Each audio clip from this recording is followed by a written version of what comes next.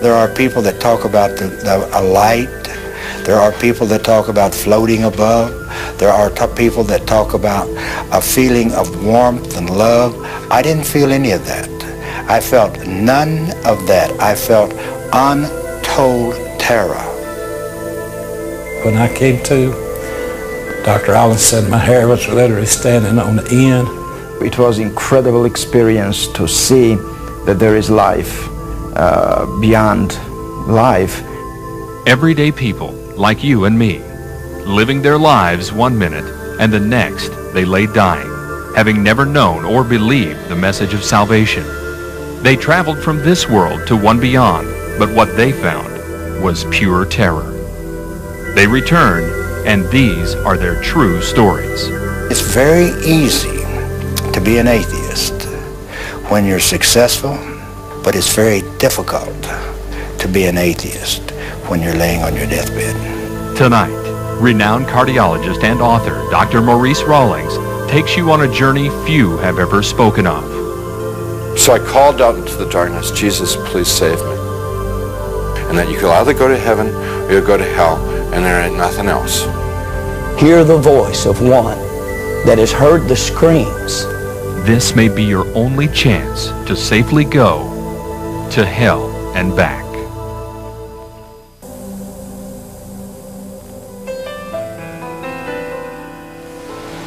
This is an experiment on life after death.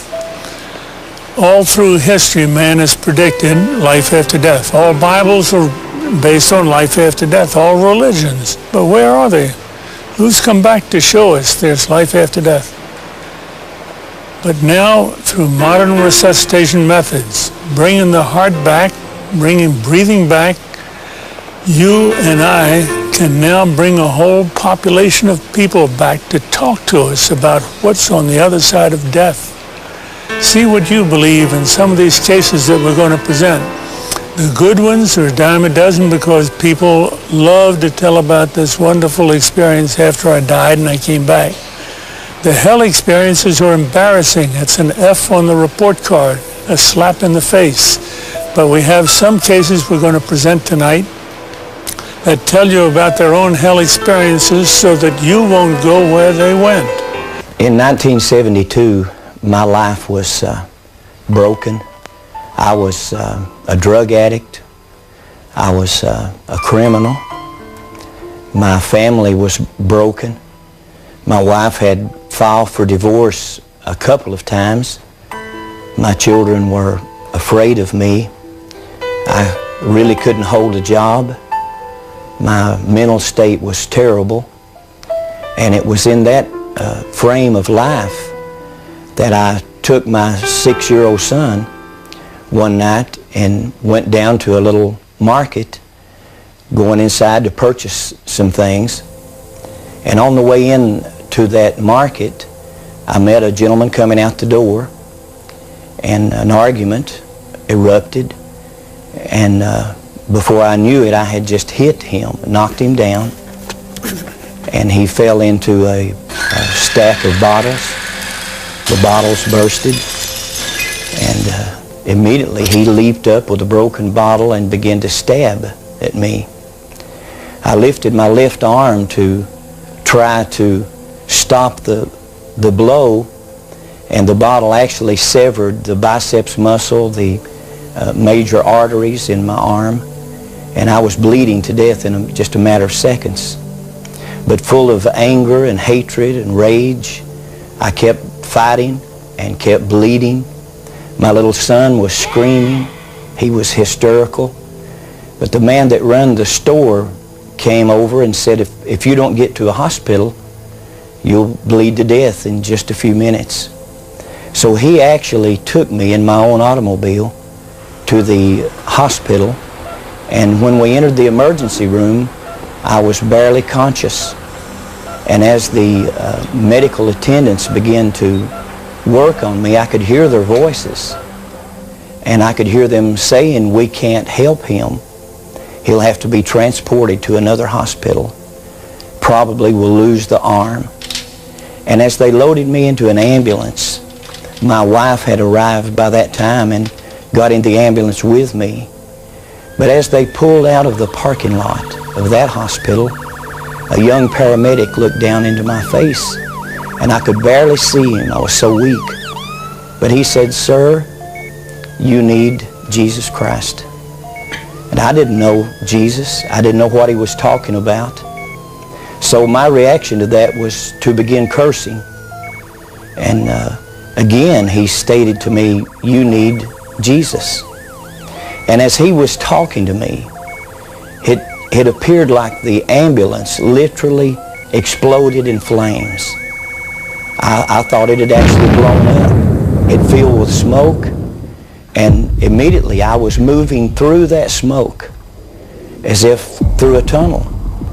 And after some period of time coming out of the smoke and out of the darkness, I began to hear the voices of a multitude of people screaming and groaning and crying. But as I looked down, the sensation was looking down upon a volcanic opening and seeing fire and smoke and people inside of this burning place screaming and crying. They were burning, but they weren't burning up. They weren't being consumed. And then the sensation of moving downward into this.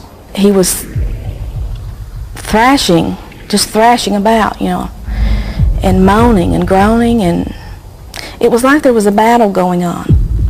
I wasn't a Christian at the time, and I didn't even know anything about spiritual battles. But it was scary to me in the fact that I could feel it. I could feel it was like light and darkness. It was like he was fighting against something. And I didn't know what, but now I know, you know, he was seeing the vision of hell. But the most terrible part of it, I began to recognize many of the people that I was seeing in these flames. As if a close-up lens on a camera was bringing their faces close to me, I could see their features and see the agony and the pain and the frustration. And a number of them began to call my name and said, "Ronnie, don't come to this place. There's no way out. There's no escape. If you come here, there's no way out." And I looked into the faces of one that had died in a robbery attempt, who had been shot to death and bled to death on the sidewalk. And I looked in the face of two others that had died drunk in an automobile accident. And I looked into the face of others that had died of drug overdoses that we had partied together, and the agony and the pain. But I believe the most painful part of it was the loneliness. And the depression was so heavy that there was no hope. There was no escape. There was no way out of this place. And as I looked at this, I had seen people killed. I had been involved in fights where people were killed. I've done time in prison for manslaughter myself. I grew up basically in a reform school and in a jail cell. I was beat on mercifully as a child by a father that had temper problems and alcohol problems. I was a runaway at 12 years old, and I felt like there was nothing in this world that could frighten me. My life was wrecked, my marriage was wrecked, my health was wrecked, but now I'm seeing something that literally scares me to death because I don't understand it. And as I'm looking into this pit, this place of fire and screams and torment, I just fade out into blackness. And when I open my eyes, I'm in a hospital room in Knoxville, Tennessee. My wife is sitting by. There have been multiple stitches put in my body. My arm was spared. There was almost 100 stitches. And I looked in the face of my wife, and I wasn't concerned about where I was or anything around me. All I could visualize was what I had just seen. He had this funny look on his face, And it was a terrifying look. And he said, I don't really know what's happened to me, but he said, I've been in a terrible place. And I kept telling him, you're in the hospital. You've been in the hospital all along. And he kept saying, no. He said, I've been in another place. He said, I don't know exactly what it was, but he said it was terrible. It was a terrible place. I could still hear the screams. I could still feel the heat. And I could still hear the voices of people that I'd known through the years screaming for me to go back. And through the days to come, I tried every way to get that out of my mind. I tried to get drunk. I could not get drunk. I tried to get stoned. I could not get stoned. I tried everything that I could to get this off my mind, and I could not. One morning, several months later, I came home to where my wife was. I'd been trying to get drunk. I couldn't. And when I walked in the house, went back to the bedroom, the light was burning. My wife was sitting up in bed, and she had a large book open on her lap. And she looked up at me, and her face was literally shining. And she said, Ronnie, tonight I accepted the Lord Jesus Christ as my Savior. And she didn't have to say a lot to me. Our life had been filled with agony. She grew up in Chicago. Her father was a bartender on the south side of Chicago. She knew nothing about God or church or religion. And the pain in her face, the wrinkles that I'd put in her face with abuse and violence and alcoholism and drug addiction, being gone for months at a time, and her and the kids not knowing where I was. Her face had changed. The wrinkles were literally gone. The smile had replaced sorrow and agony. And she looked at me and she said, Jesus, save me tonight. And she said, would you go with me and hear about this man called Jesus? And I thought for a second, and I thought, I've tried everything else in life. Nothing has worked for me. The people that I love most of all, my wife and my children, I'm terrible to them. And I agreed to go with her.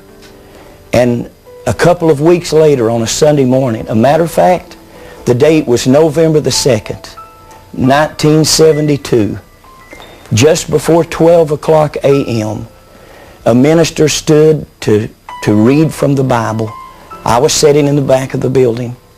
I didn't know anything out of the Bible. I did not know how to act in church. But the minister stood to read from the Bible, and he read from the Gospel of John. And he began to read these words that said, behold the Lamb of God that takes away the sin of the world. When he said the Lamb, he had my attention. It wouldn't have meant anything to me, any other passage. But when he mentioned the Lamb, he had this hard-hearted sinner's attention. Because when I was 9 years old, a very poor child in the mountains of eastern Tennessee, with a father that only knew anger and abuse and alcohol, a neighbor had given me a baby lamb. And I had to walk 2 miles to catch the school bus. And coming through her yard, she stopped me one day and said, son, I have a gift for you. And she showed me this baby lamb. And I took that lamb home with me. It was my friend, the only friend I felt like I had. And it was such a friend in days and weeks to come. It followed me, and it would meet me when I got off the school bus and came walking through the woods and the fields. One evening as I came in, the lamb was missing. And I heard my father cursing and screaming, and I looked up to the side of the house, and there he was working on an old model car, changing a flat tire by hand the old way. And I tried to walk around because I didn't want to be cursed, and I tried to bypass him. And when I got on the other side of the car, I looked down, and there was my lamb with blood all over the white wool and a tar tool sticking in its body. The lamb had come around just wanting to be curious. And in a drunken fit of anger, and my father had plunged the tire iron through that lamb's body.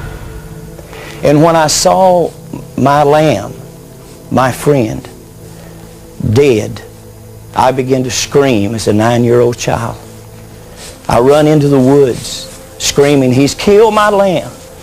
He's killed the lamb."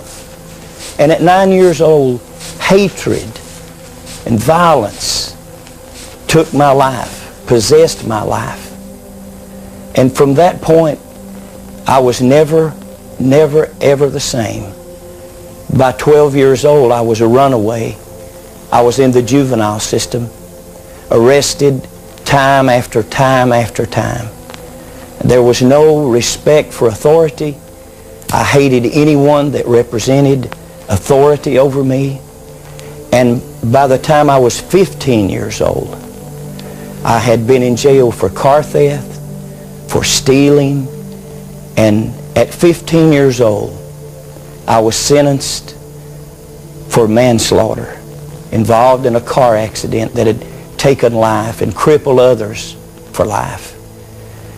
Wondering at that time if life ever would hold anything for me. But when that minister mentioned the Lamb, he had my attention. And he said, Jesus Christ is God's Lamb. And he died and he shed his blood that whosoever will could have a new start, could be forgiven, could start over. That morning, as I stood to try to leave the building, I thought, I don't want anybody to see me cry. I've not cried since I was 9 years old. I'm not afraid of any living thing on this earth, and no one's going to see me cry. But I turned to leave, but I started down the aisle toward the front of that building. And my prayer was this. I didn't know the sinner's prayer. I didn't know the Roman road of salvation. But my prayer was this. God, if you exist, and Jesus, if you are God's Lamb, please, please kill me or cure me. I don't want to live anymore. I'm not a husband. I'm not a father. I'm no good. And at that instant, it was like the darkness left my life and the tears began to flow. And for the first time since I was 9 years old, the tears did run. And the guilt left my life. And the violence and the anger and the hatred left my life. And Jesus Christ became Lord and Savior of my life that morning. And since that time, I didn't know what would happen, but God healed my mind, my memory. The drug addiction, the alcoholism was instantaneously gone, delivered. And from that moment, I knew that I had to tell the story of what had happened to me. My life was only spared to tell others about the place that I had seen and the hope of Jesus Christ to save mankind from this terrible fate. Here we are again wondering whether hell is for the bad guys or the good guys. I'd like to introduce the subjects OBE and DE. You know what clinical death is, where heart stops, breathing stops, and we start life again, restart the breathing in the heart. They come from death back to life, a reversible situation before rigor mortis sets in, separating spirit from the body. This is the definition in the Bible, when the spirit separates from the body, but they're talking about a permanent separation, not a man-made separation. One of the cases we're going to show tonight is Charles McCaig, a 57-year-old mail carrier. He was having chest pain. We took him to the office, put him on a treadmill, and started the treadmill until he got his chest pain again. He was attached to an EKG. The EKG went haywire. We knew he had chest pain. Before we could stop the machine, he dropped dead. Unfortunate. Only 1 in 5,000 do that, so don't be afraid of EKG stress test. But when he dropped dead, he had a very peculiar situation. He convulsed like most people do when they first die, and the heart stops supplying blood to the brain. Eyes rolled up, sputtered, turned blue, stopped breathing. The nurse started IV. I started external heart massage. The strangest thing happened when I would stop resuscitating to put in a pacemaker. When I came to, Dr. Allen said my hair was literally standing on the end and my eyes had already started dilating. And I was absolutely scared to death. I was horrified. My life was what you might call normal. I partied lots. Not all that bad, but I had joined the church at a small, young age because my parents had said, let's go down to the front and join the church. I really didn't realize what it was to belong to the church or accept Christ until that day. And I had early in one morning at work, I had gone to walk to the local clinic in my hometown and telling them that I thought I was having a heart attack. I didn't tell anyone I was going, and they sent me on up to the clinic where Dr. Rollins was. He kept me about 3 or 4 days and then gave me a stress test. On that stress test, I told the girl, Pam, that was running the stress test, that I was dying, let me off, and that's the last I remember of that. And when I came to, Dr. Rollins was giving me CPR, and he asked me what was the matter because I was looking so scared and so forth. And I had told him I'd been to hell, I needed help. And he said, well, keep your health to yourself. I'm a doctor, I'm trying to save your life. You need a minister for that. As he was giving me CPR, he was trying to install a pacemaker with the other hand and doing it with one. I would fade out. And then he'd start again and bring me back. I watched what was going on, like some people say I was floating in the air or up on the ceiling. I was up above it and could look down and see things. And I kept asking, please help me, I don't want to go back to hell. And Pam said, well, he needs help, do something. And at that time, he said, say this short prayer after me. I believe Jesus Christ is the Son of God. If you'll save my soul and keep me alive, I'll be on the hook for you forever. And if I die, please keep me out of hell. And after that, the other experiences was real pleasant. I saw my stepmother, my mother. My mother passed away when I was about 5 months old. I never saw a photograph of her, and I was able to recognize who she was.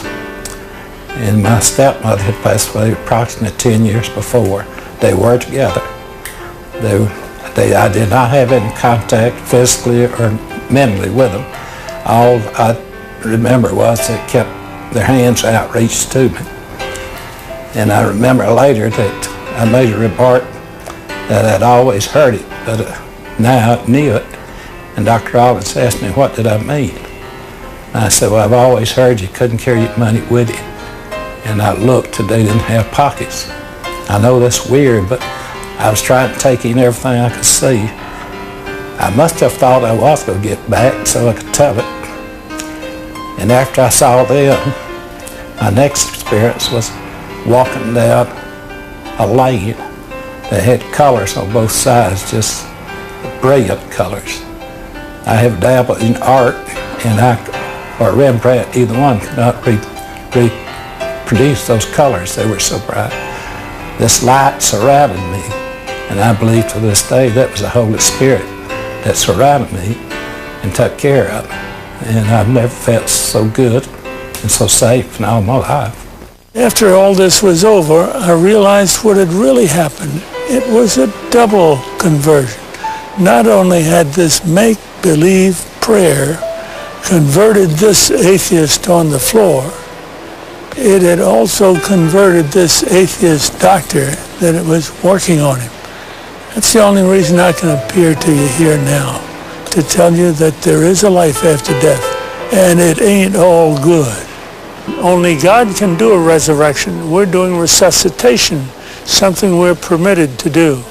And now we want to introduce to you Howard Storm, an art and literary professor who was in Paris with his class when he suddenly had a stomach rupture, an ulcer rupture, peritonitis, shock, sudden death, clinical death, resuscitation, hell experience.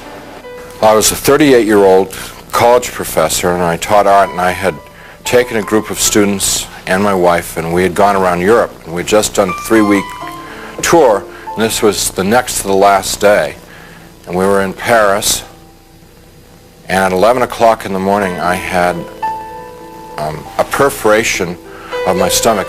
When this happened, the pain was the most acute pain I'd ever experienced in my life, and it just dropped me right down to the ground. And so I'm twisting and kicking and moaning and screaming and yelling around on the floor, and my wife called the desk, and they called an emergency service. A doctor came, and he called an ambulance because he knew what was wrong, and they took me about 8 miles across town to the public hospital, to the General Hospital of Paris, where I was taken into emergency, examined by 2 more doctors who knew exactly what was wrong with me, and then they took me away to the surgery hospital, which was a couple blocks away. And I was parked there because there wasn't any surgeon available to do the surgery. And so there I lay for 8 to 10 hours in that hospital with no medication, no examination, no attention whatsoever, awaiting a surgeon to come to give me this operation that was critical. And it's now 8:30 at night. Nurse came in and said that they were very sorry they weren't able to get a doctor for me, and they'd get one the next day.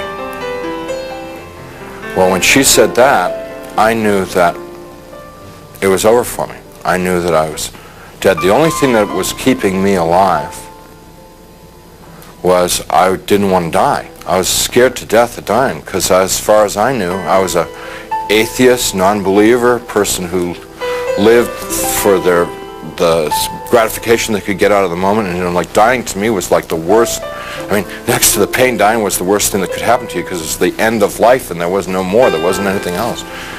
But when she said that, the idea of trying to exist for another minute, another hour in this pain, it wasn't worth it anymore. I'd been hanging on in the hopes that they told me that they'd get a doctor and do the surgery and open me up and fix the problem inside of me, but when they said they couldn't get one. So I said to my wife, it's time for us to say goodbye because I'm going to die now. And she got up and she put her arms around me. I'm lying in the bed, and she told me how much she loved me, and I told her how much I loved her, and this makes me really sad. And we made our goodbyes, you know, said those things that you'd say to who'd been married 20 years, say all those kinds of things. I can't tell you because I'll just start crying, but she finally sat down because she knew it was over.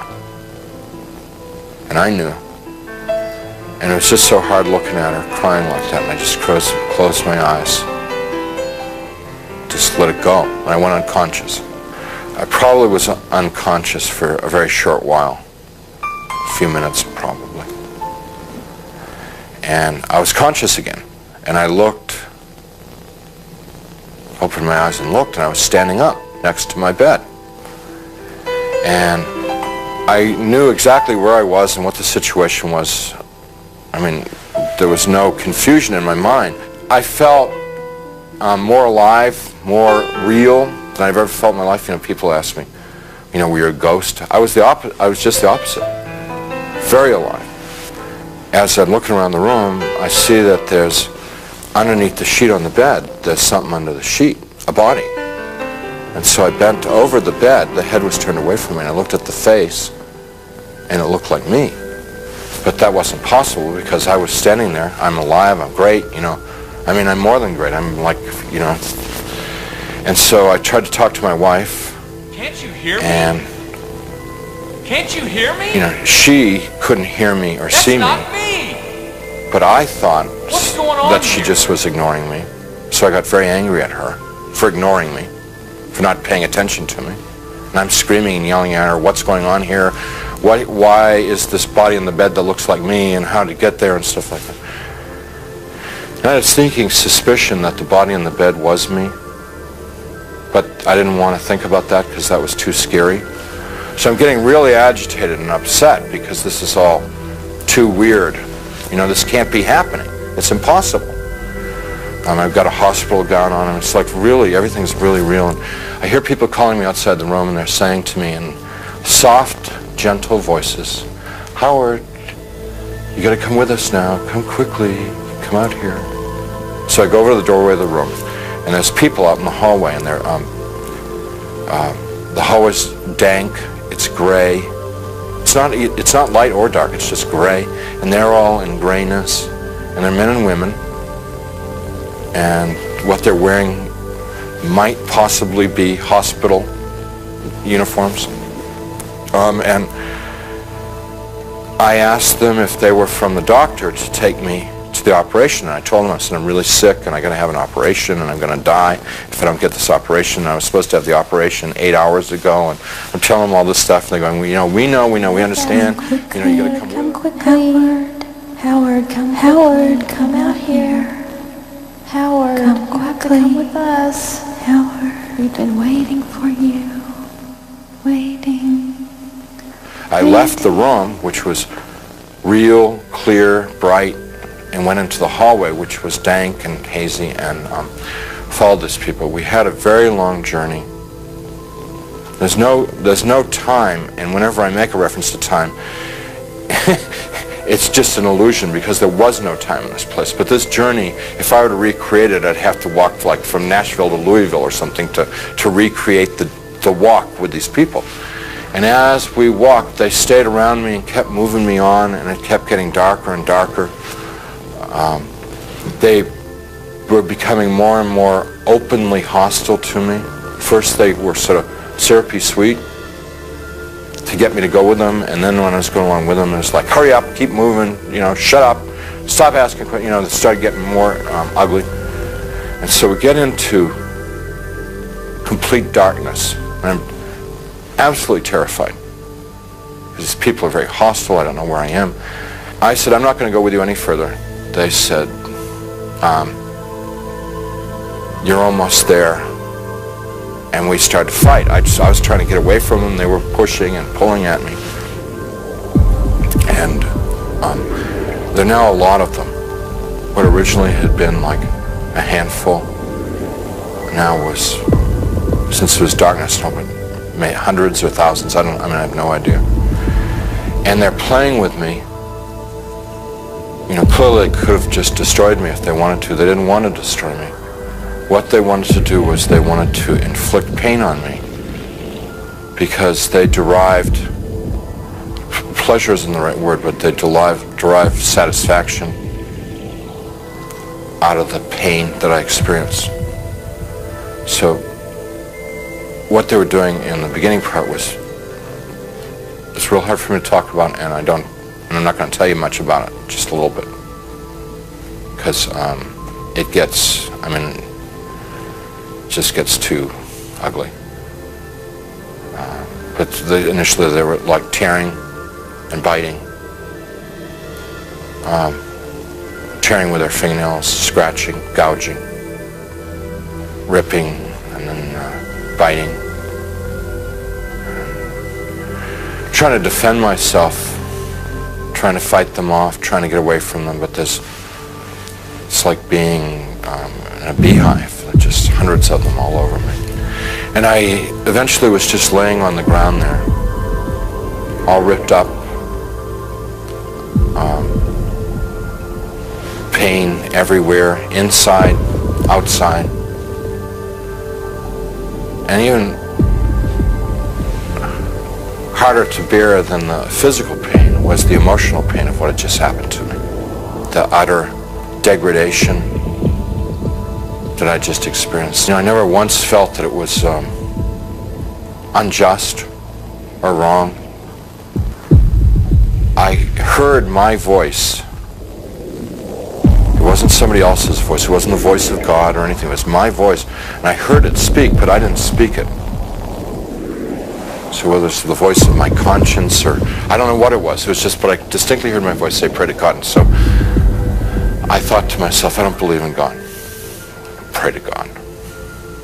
And I'm thinking, even if I could pray, I don't know how to pray anymore. I haven't prayed. And at that time, I probably hadn't prayed in 22, 23 years. So I'm thinking, like when I was a child and we said prayers in Sunday school and we said prayers in church, and what did we say? And I'm trying to think of it because to me, to pray was to recite something that I'd learned. That's what I thought a prayer was then.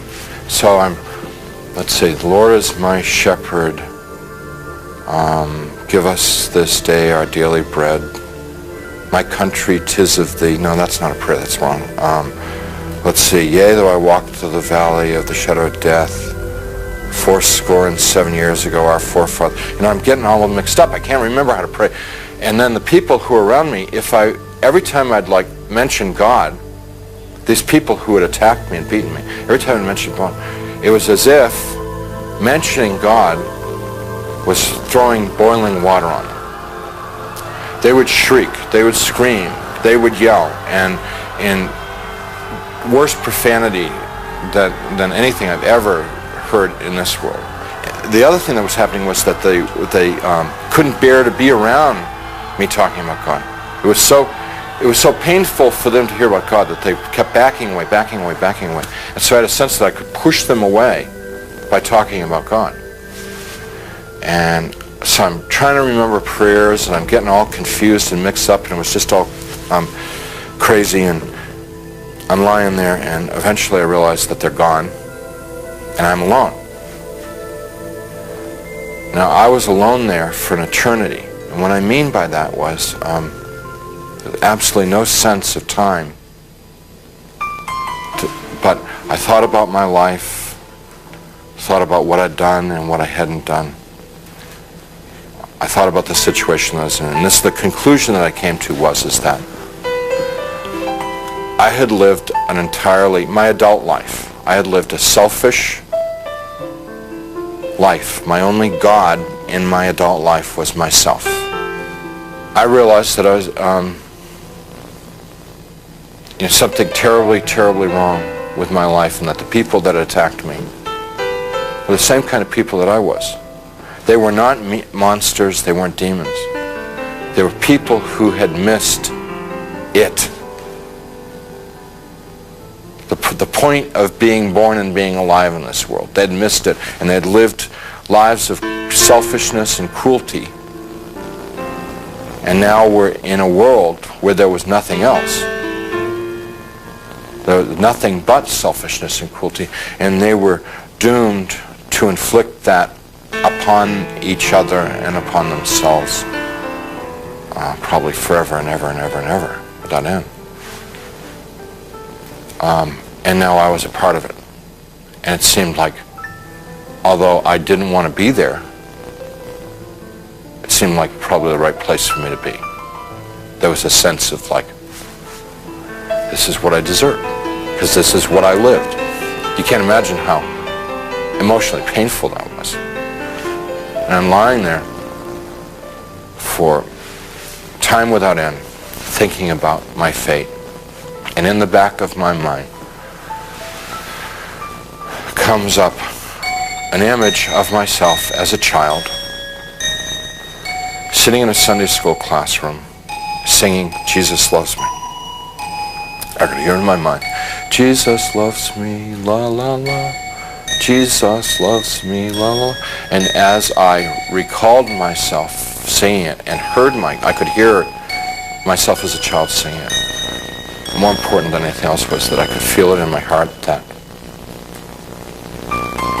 there was a time in my life when I was young and innocent, when I believed in something good, when I believed in something other than myself, when I believed in someone who was all good, all powerful, who really, really cared about me.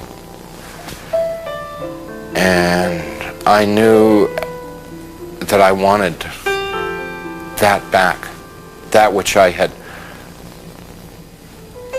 lost, that I'd thrown away, that I'd betrayed. I wanted that back. That I didn't know Jesus, but I wanted to know Jesus. I didn't know his love, but I wanted to know his love. I didn't know if he was real, but I wanted him to be real. You know, I mean, this was all just because I trusted that there was a time in my life that I had believed in something, and that I knew I had known once as a child that it was true, and I wanted to trust that it was true. So I called out into the darkness, Jesus, please save me. Please, save me. And he came. He came. First there was a tiny little speck of light in the darkness, and it very rapidly got bright. And the light became so bright that if it were in this world, it would have consumed me. I just would have fried me to a crisp. But it wasn't at all hot or dangerous there. The light just came upon me, and he reached down. He was in this light, and he reached down out of this light and gently started to pick me up. And in his light, I could see that I was gore and filth and wounds all over, and I looked like roadkill. And he's gently putting his hands underneath me and very tenderly picking me up. And as he's touching me, everything just goes away. All the wounds, all the pain, all the dirt, it just kind of like evaporated away. And I'm like whole and healed. And inside, just filled with his love, which I wish I could be more articulate about. It's so frustrating not being able to tell people about it, because you know, it's the best thing that ever happened to me in my life. I mean, it's like the everything. You know, it's the all of life is to know that love. And you know, I get to it and I just can't describe it. I can't convey it to you. So he's holding me and embracing me, rubbing my back like a father would his son, like a mother would her daughter, just gently rubbing my back. And I'm bawling like a baby, out of happiness. I mean, like the release, you know, having been lost and now been found, having been dead and now brought back to life, you know. And he's carrying me out of there. Up we just go. Out, gone. And we're moving towards a world of light, and I began to have thoughts of tremendous shame that I've been so bad.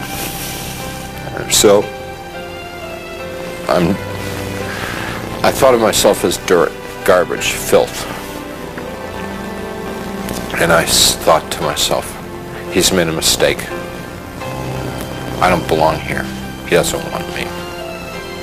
You know, it's like the shame of, like, how could he care about me? You know, why me? I'm bad. And we stopped. We weren't in hell, we weren't in heaven. We were in between. And we stopped, and he said, we don't make mistakes. You belong here. And we began to converse, and he was talking and telling me things, and he brought over some angels, and we went over my life from beginning to end. And what they wanted to show me in my life was what I had done right and what I had done wrong. And without going through my whole life story, it was real simple, real simple. When I had been a loving, kind person,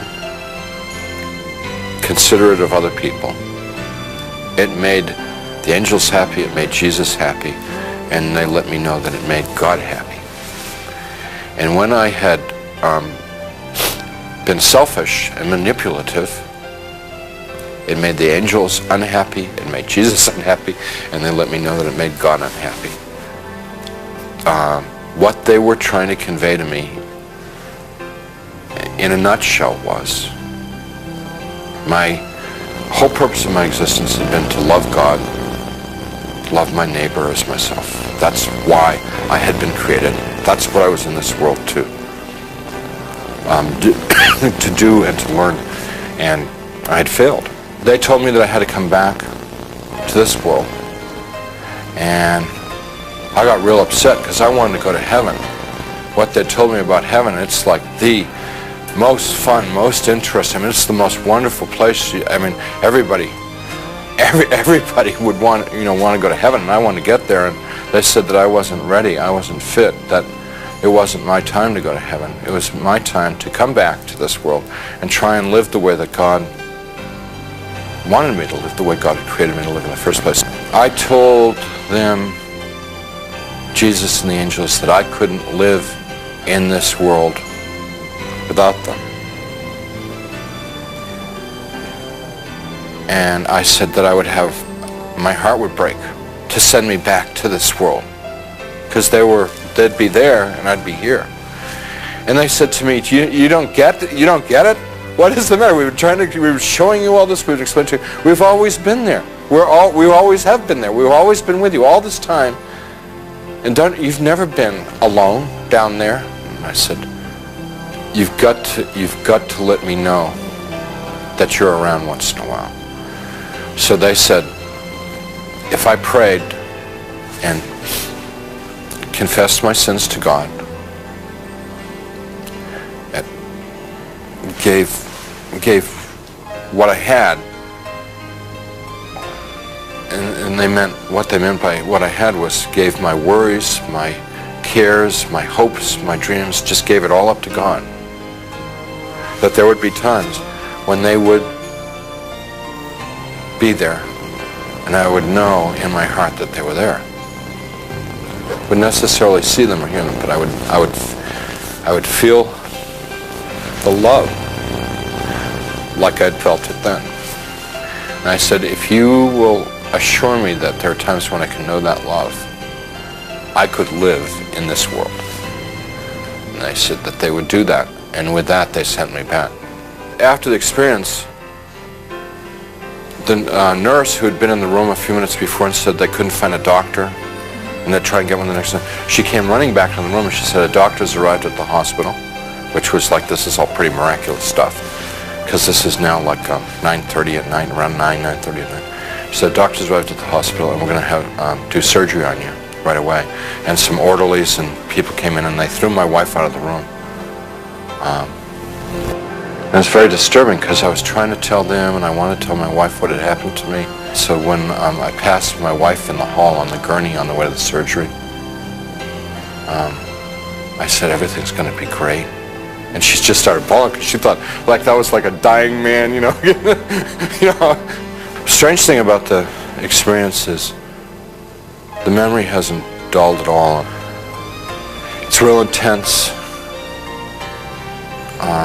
And I don't know, it stays intense. And I believe that one of the reasons that God gave me this experience so that I would have an opportunity to share it with someone. I don't know who, I never know who, but I would have the opportunity to share it with somebody so that it could be of help to them.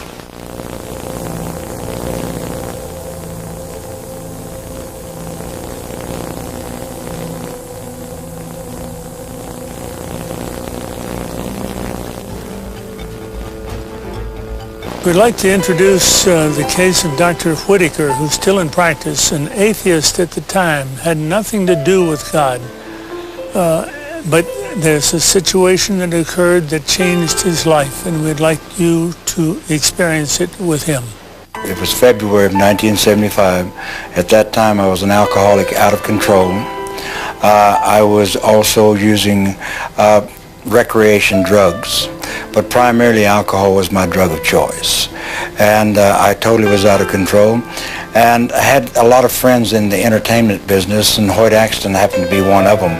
Ringo Starr and a bunch of people, and so they were having a TV special on the West Coast. And so Hoyt had called me and asked me if I would like to go or come out. And I told him, yeah, I'd love to, because I knew there was going to be a lot of booze, I knew there was going to be partying, and while they were doing their special, I was doing my thing.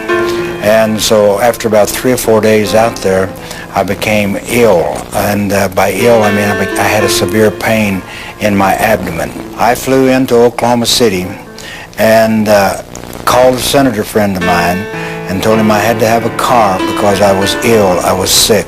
So they sent a car and they took me home, and I checked into the hospital at Wadley Hospital in Texarkana in February of 1975. I checked in with electrolytes, which means my potassium, my chlorides, and various chemicals were so far out of balance that they had to give me IVs to build me up. Now, at that time in my life, I was an atheist. I was a hardcore atheist and was living for myself. Atheists are self-centered, and they live for themselves. And this is where I found myself in 1975 in the hospital, and they took 3 days and then they operated me. And when they operated me, I found myself in intensive care. I woke up on a respirator, which means they were breathing for me. I couldn't speak, but I had been laying there in a coma, and I had heard these people talk about how sick I was and how I was going to die and how I wouldn't get out of the hospital. And at that time my hair was very, very long, because I just wore my hair long. And I heard one guy say, his hair is long, and another guy said, not nearly as long as it's going to be before he gets out of here. And a third voice said, he's not going to get out of here, he's going to die.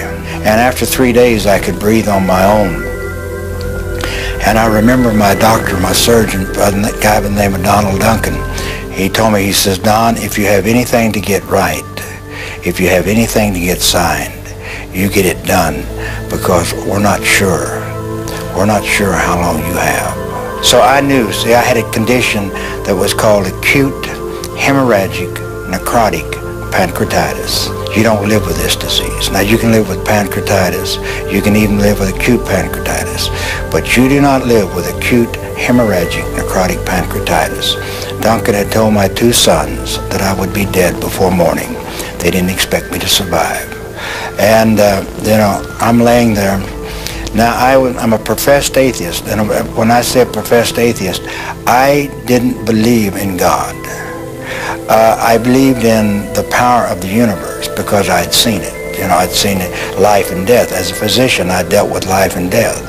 I believed in something, but don't talk to me about God, and surely don't talk to me about a resurrection or a virgin birth or this type of thing, because I am in research science. PhDs in research science, the majority of them do not believe in God. They do not believe in a supreme being. They believe, and they're beginning now to believe that there is order in the universe, because as we get farther and farther along, we see the order. But I was an atheist. Now see, it's very easy to be an atheist when you're successful. You have worked your way from Oklahoma welfare to being one of the most powerful men in your part of the country, one of the most powerful men in the state of Oklahoma in relationship to political. It's very easy to be an atheist when you have done all of that. Man can sit back and say, I don't need God. What is God? But it's very difficult to be an atheist when you're laying on your deathbed, because you begin to think, what if these people are right? See, there'd been one man by the name of Ron Short that had stood between me and the gates of hell. One man that had witnessed to me about the love of Jesus for 5 years before I became ill. One man. And, I would debate him, and I liked him because he did what he said he was going to do.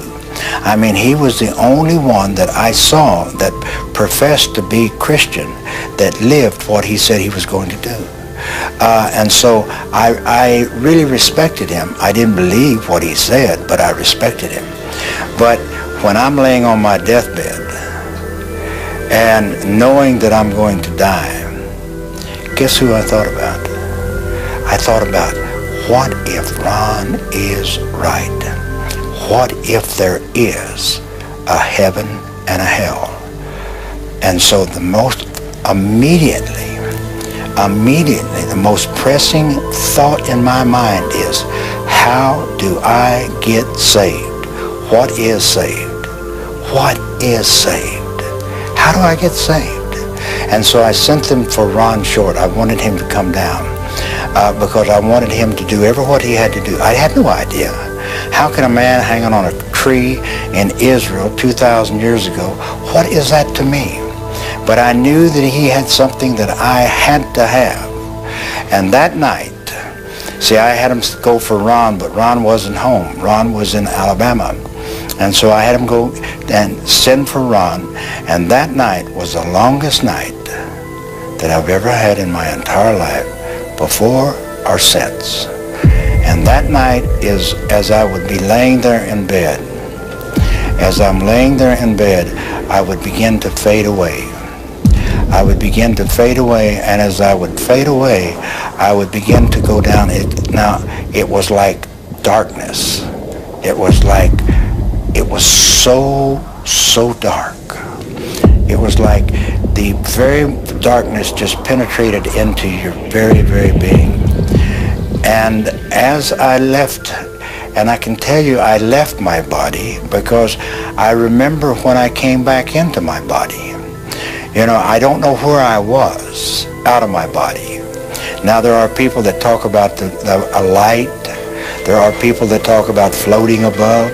There are people that talk about a feeling of warmth and love. I didn't feel any of that. I felt none of that. I felt untold terror. Untold terror. Because I knew that if I ever went all the way, if I slipped all the way, I would never get back. Now, in my beings of beings, I knew that. And so I fought all night long. They told me later on, I not only pulled the mattress cover off of the mattress, I pulled the mattress up on me because I had to stay. I had to wait. I had to wait till Ron got there. Whatever he had to do, I had to wait. Now, it's not like cold when you walk out into the air. It's like bone chilling cold in my lower extremities. And you can feel the coldness begin to come up the legs. And again, I would begin to leave. Now, and I would be in that darkness, and I'd be in that void. And I remember one time entering back in my body, because when I entered my body, it was like, just like that. I felt my body thud. My physical body thud when I entered back in. Now, believe me, that is the most horrifying, terrifying experience that I've ever encountered. And I fought all night long. And the next morning, somewhere 9:30, 10 o'clock, in came Ron. And Ron came in and he says, Dr. Whitaker, what do they say is your chances? I said, Ron, they tell me I have none. He says, now's the time. And I said, you're right. I mean, I'd cursed him, I'd spit at him, but now was the time, because I had to have whatever he had, because I had a short period of time on earth, and I didn't have any idea when I might make that trip and go all the way. At that time, Ron led me simply in the sinner's prayer. Now, I had no idea what the sinner's prayer was, but I trusted Ron. But he led me in the sinner's prayer and told me that Jesus had died for my sins. He had died for the sins of the world. I didn't quite understand that, but I knew, he showed me in the Word of God where it said that. Now, you have to understand, I'm a man of books. I've spent a big part of my life, 25, 26 years of my life, in books. in, you know, all types of scientific books. Chemistry, like I said, degree in chemistry, advanced degrees, all the way out to the medicine doctorate to practice medicine, all of these degrees. So he told me, and I believed him because it's in this book, and it was a new book unto me, and it was called the Bible. And so I let Ron lead me in the sinner's prayer, and I said the sinner's prayer after him. And I can tell you one thing. There was a peace that came over me like I had never known. I'd searched for that peace. I'd searched for it in the bottles, alcohol. I'd searched for it in needles. I'd searched for it in drugs. I'd searched for it with women. I'd searched for it all types of places. But there was no peace in my life. But once I accept Jesus Christ as my Lord and Savior, I was no longer afraid. I still believed I was going to die because I knew the condition I had is that you do not survive it. I knew that. I'm a physician.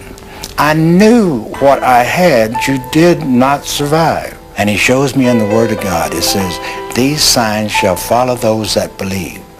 They shall lay hands on the sick and they shall recover. I walk around on planet Earth this day taking no insulin, taking no enzymes, eating whatsoever that I might, and God produces in my body every day the correct material for me to function without having to take medication. You know, when you see blind eyes open, you see the cripples walk, you see the leopards cleansed, and you see them with your own eyes. You know, you see that.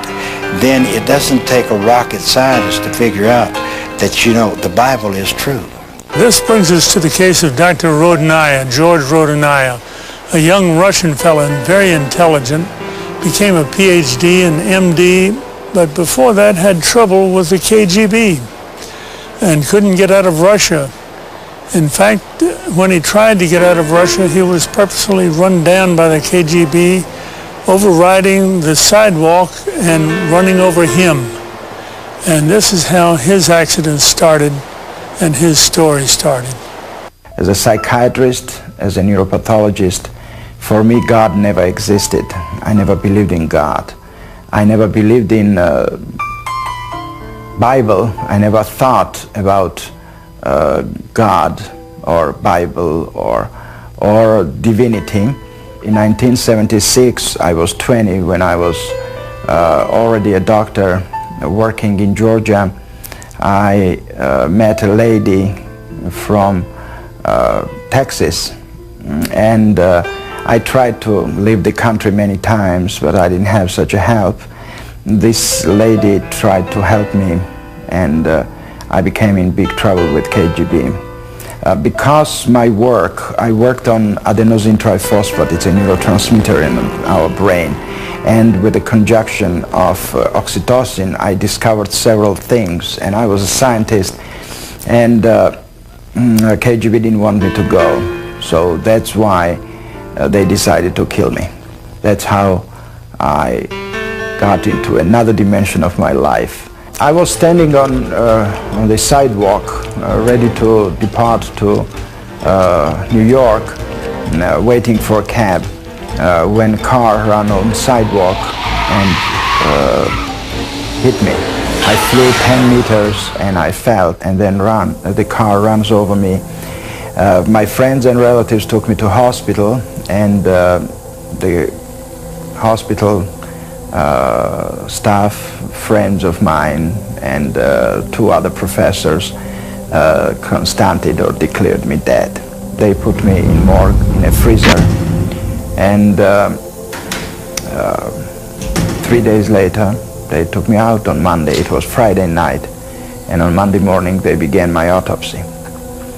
And these 3 days being out of my body, seeing everything what was happening around, seeing myself, my body, seeing my birth, my parents, my wife, my child, my friends.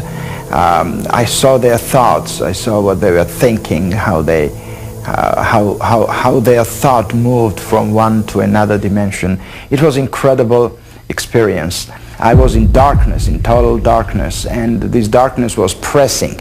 This darkness existed not beyond, but existed within. What I want to say is that darkness was pressing, and I was in the middle of this sphere, and I didn't understand why and how this darkness existed. Where was I? And I understood I didn't have a body because I didn't feel it. But then I thought about light. I went through that little hall into light. But light was more powerful, more burning. I mean, you cannot compare it to anything. No word can explain it. And this light was so burning and going through flesh. But I didn't have a body. That was the most interesting part. And I was scared of that light. I thought, where is that hall to darkness go to shade, to save myself from this light? What is that light? I don't know. I mean, it can be called light of God. It can be called light of life. But light is light and darkness is darkness. And then, as a psychiatrist and scientist, I didn't think about that. The only thing was that I was in light. We were not raised in godly way. You know, Soviet Union, we didn't go to church. We didn't have... There were people who went, but they were some kind of limited people. We thought. I mean, we thought they didn't know better, that there is no God. But during that 3 days being in morgue, in freezer, changed all my life. To begin the autopsy, they began to cut my chest. That was the first incision. Then I opened eyes. So when I opened eyes and he saw the pupils were convulsing, becoming smaller, to say simply, he saw that it was reacting on light. It means it's life. And they put me back into hospital and began resuscitation. My lungs were collapsed for many time. I mean, long time. I was on respirator for 90 days. I mean, it's not that it happened fast, but the life came back. And what they discovered was that life was there during the autopsy, but it wasn't that all organs worked. I mean, it was hard work for 9 months being under the recovery. It didn't happen immediately. I mean, the life was there, but it doesn't mean that I could survive if not doctors who helped me to regenerate my health and organs. When I came to life back, a lot of different experiences happened, and I experienced a lot of rejection, a lot of fight with the reality of others, but nothing could change my mind. I knew my destination, I knew my way, and I decided to leave the country. And again, this lady from Longview, Texas helped me to move to United States, and we came to Texas, and we continue to live in Texas still. Sometimes things are beyond our grasp, but I don't try to explain it all, because I know and I believe that God knows better, and I believe that I don't need to be explained. And why it was shown to me, and why it's me chosen to be, it wasn't questioned, and I don't care about that, honestly. I care that it was. I deeply believe in God of love, and God is love. And I believe that God created everything for betterness and for incredible future if we don't ruin it. A very unusual, extraordinary case. All of these hell-like cases had one thing in common. Surprise, they didn't know there was such a place. Will you find it a surprise? Will I find it a surprise? Or will we be prepared? Hell is nothing new. It's been there. It's just something discovered by some people that died and came back, and they want to tell you about it. And I experienced what is love, what is faith, what is hope, and all these three as a wisdom of God. The prayer of faith, the prayer of salvation is not some just little prayer. It's the only way to the Father. And that's the only way. Now, all of these people that in the New Age movement that believe that everybody's going to heaven, that you can worship anything, you worship a flea, you can squeeze a tree, you can worship a crystal, you can worship a star. I got news for them. They're not going unless they accept Jesus Christ as their Lord and Savior, because the Word says the only way to the Father is through the Son. Don't go to hell. Please, I beg you, don't go to hell. It was not prepared for you. If you're saved, you're safe to die if you accepted Jesus. Do not put off for tomorrow anything, because you might die this very moment, this very night. It's the best thing that ever happened to me in my life. You can feel Jesus' presence with you like today, in this place, in this time. It's not God's will that people perish. I didn't know this. I didn't know the love of God. All I knew was hatred and violence and abuse. But there's one that cares, and his name is Jesus. And who is the Son? He's the Word made flesh and came and dwelt amongst men. The Word is the way to the Father. Make a choice. Not tomorrow, not tonight. Make a choice right now. Are you going to give your heart over to Jesus, or are you not? If you want to have life hereafter, you better accept Jesus.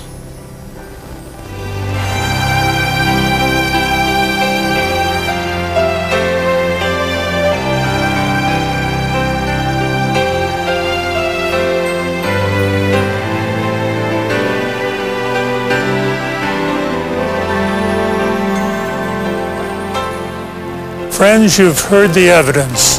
This is as close as you're going to get to making a decision. Is there life after death? Are these people that we've presented to you turning their lives upside down because there is a heaven and there is a hell? And remember the adage from Revelations 3:15. Behold, I stand at the door and knock. God's knocking right now. If you hear me, open the door and I will come in. I will come in, not might come in, and fellowship with you and you with me. It means you come dirty just like you are. He'll fellowship and tell you how to clean up your life. And meanwhile, in exchange, give you this free gift.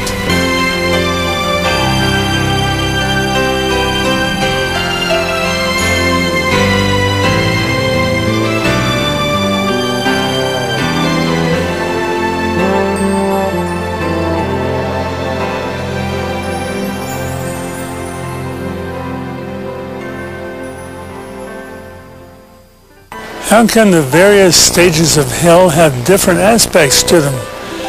Well, the Bible doesn't say it's all fire. If you look at different places, it's cast out, separated from God, total darkness, where the worm cannot die. Most of it is flame. But there are some that can't visualize this, like Rhodaniah that we'll introduce, and Whitaker, Dr. Whitaker. Seeing the angel of light can be deceptive in some cases.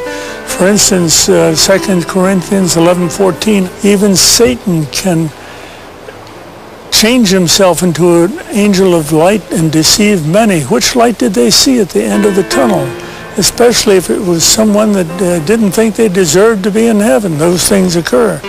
Strangely enough, the opposite does not occur. Those that saw themselves in hell knew exactly where they belong. They never questioned why they were put there. In fact, Christ talked about this himself in Matthew 25. He says, if Satan cast out Satan, sent hell as an imaginary picture, how would his kingdom stand? How would it hold together? No, impossible. But no, as an angel of light, Satan can deceive many. But this variation that they see in hell, whether it's total darkness or whether it's the fire, it's a place that they never want to visit again. A random survey reveals that many people do not believe in a true heaven and hell. Many of those who do believe these places exist have different ideas of how a person gets to one place or the other. I don't believe there's a hell. I do believe there's a heaven. Somehow there has to be more to this existence than just, your short period of time on the earth. It's got to be something following it. I believe that everyone will pay for what they do in life. I don't believe necessarily by what the Bible says about hell being a fiery inferno. I believe that hell is just your worst fears and everything that can be evil in your own perception you pay for eternity. And I also believe in heaven is where you could live for the rest of your life in peace as long as you love God and live for God and live by His word. I do believe there is a heaven, definitely a heaven. I'm not sure so much about the hell, how you explain hell. However, yes, heaven, yes. I don't think it's necessary that you attend church to go to heaven or that you believe in the Bible but just live a good life. I think hell is reserved for just a few really bad people, maybe somebody who might commit murder intentionally. Probably murder is about the only thing I would think you would probably end up in hell for. I'm not really sure what would define you to go to hell or why you would go to heaven. I really wouldn't know. I think there's probably not either a heaven or hell, just a afterlife. I don't know exactly what it is, but I think I'm not sure what there is, but I think there's just sort of a middle, like a limbo or a purgatory where everybody goes. That's neither really comfortable or really traumatic. I believe that everybody, number one, in their own mind thinks of a heaven and hell, and heaven is what makes them the happiest, what they're looking forward to in the future, and what they strongly believe by their belief, whether it be God or some other deity or some other entity, that heaven does exist, and that's what they work for in life. My daughter is a proclaimed atheist, but somewhere in the back of her mind, she knows that there is, in her mind, what she wants out of the final lifetime. And to me, that is all it requires. A deity is not required. I believe in my kind of belief, which is more of a metaphysical belief. I believe how you feel on earth and how you view heaven, what it is, that's what it's your own conception. So it becomes that way when you die.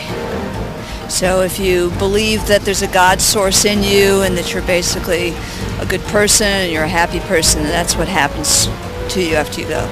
But I don't believe that you're penalized and that you go to some place full of fire if you didn't live your life the way organized religion thinks you should. Many people are trying to dilute the message of hell, the message of heaven, saying that neither of these worlds exist. Why not eat, drink, and be merry? If there is no accountability, then there is no sin. And if there's no sin, Christ died in vain. And if Christ died in vain, what do we need God for? This is the new philosophy of the New Age, that there is no hell. It is the hope of most people. There is no hell. On the other hand, people are going to visit our loved ones in the hospital with a new message of a new age that is the exact opposite. It's called the religion of NDEers, the religion of near-death experiencers. Look, I went to heaven, they tell the patient that's dying, and I saw the light, and I came back, all is well. There is no accountability, there is no hell. Heaven's gates are open wide for everyone who dies. Look at me, I'm an atheist, I'm here. You don't have to worry. Death is nothing to be feared. I'm going to stay with you. Your family's too afraid to stay with you while you're dying, but I'm not. Let me hold your hand. Let me tell you about this glorious thing that's coming to get you, this beautiful light at the end of the tunnel, where there is no worry, no loss, only gain. You're acceptable as you are. There is no heaven. There is no hell. It is eternity for all. And this is the new age called the Omega faith, where everybody goes to heaven. And this is the group that's coming into our hospitals now, counseling the dying instead of our church groups counseling the dying. The dying is the most neglected ministry of all ministries we have. Nobody wants it. Everybody's afraid of the dying patient. And the dying patient wants to know what dying is all about. Does it hurt? Is there life after death? Is there heaven after hell? How can I make sure that I'm going to get to heaven? And you can tell them. It's a free gift. You can tell them how to get it. But if we don't defend ourselves against the Omega faith and these people infiltrating the hospitals now with a faith that's deadly, nothing, that the world is nothing, then we're going to lose our own Christianity. The patient will die naked without any faith at all.